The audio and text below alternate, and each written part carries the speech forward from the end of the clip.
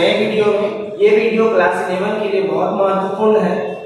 ये वीडियो उन सभी विद्यार्थियों के लिए जरूरी है जो स्कूल में, हाई स्कूल में या फिर उच्च विद्यालय में या फिर कॉलेजेस में एनसीईआरटी फॉलो करता है, मतलब जिसका किताब एनसीईआरटी है उसके लिए बेस्ट है।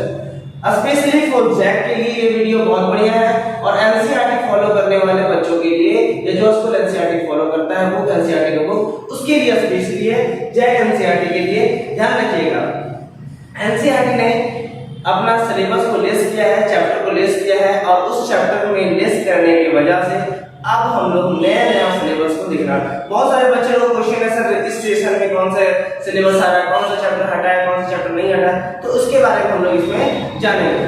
तो ध्यान से देखिए, राजनीतिक विज्ञान का है, पॉलिटिकल साइंस का ये वीडियो होने वाला है, तो अंत तक बने रहिएगा।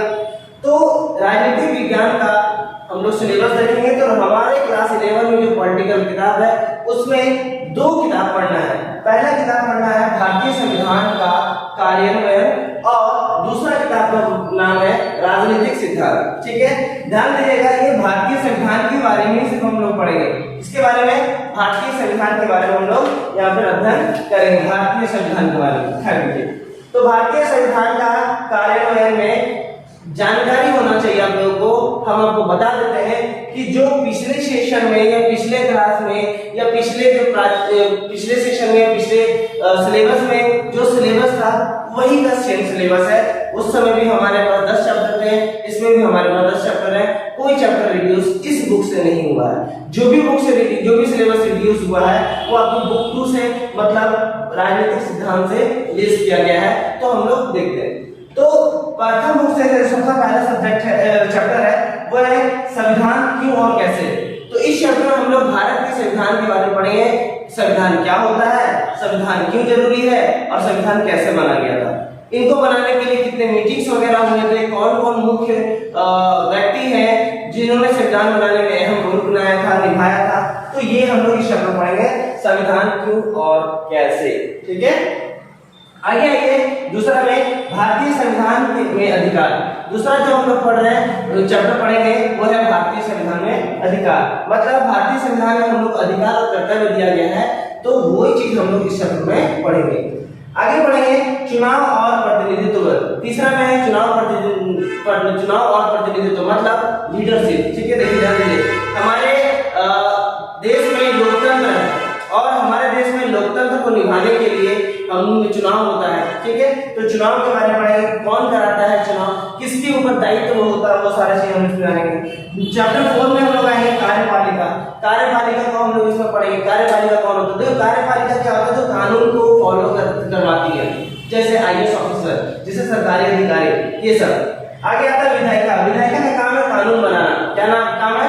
कानून बनाने वाला। कानून कौन बनाता है? सरकार बनाते हैं, जुडिशरी बनाते हैं, है ना, सांसद बनाते हैं। तो पार्लियामेंट में बिल पास होता है तो कानून बनता है। ध्यान दीजिएगा। तो चैप्टर 5 में हम लोग को विधायिका का ये भी चैप्टर हमारे पिछले क्लास में था, इस क्लास में भी पढ़ना है, पिछले सेशन में भी था, ये सेशन में पढ़ना है। ये सेशन कौन सा है? तो ये सेशन है 2023 से लेकर के 24 तक का सेशन का लिए सिलेबस है और यही सिलेबस आगे भी फॉलो होगा, ध्यान रखिएगा।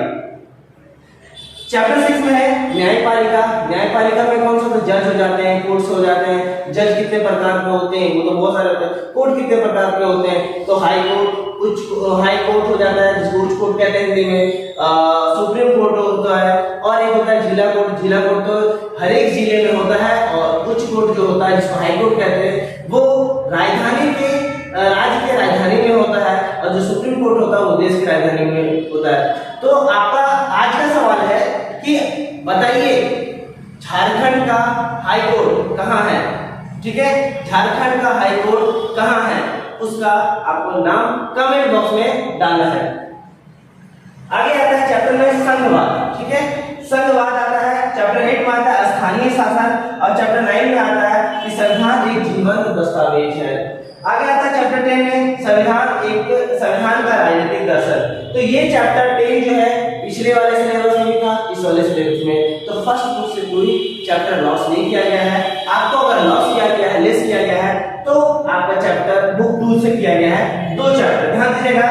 तो राजनीतिक सिद्धांत दूसरा बुक आ जाता है आपका।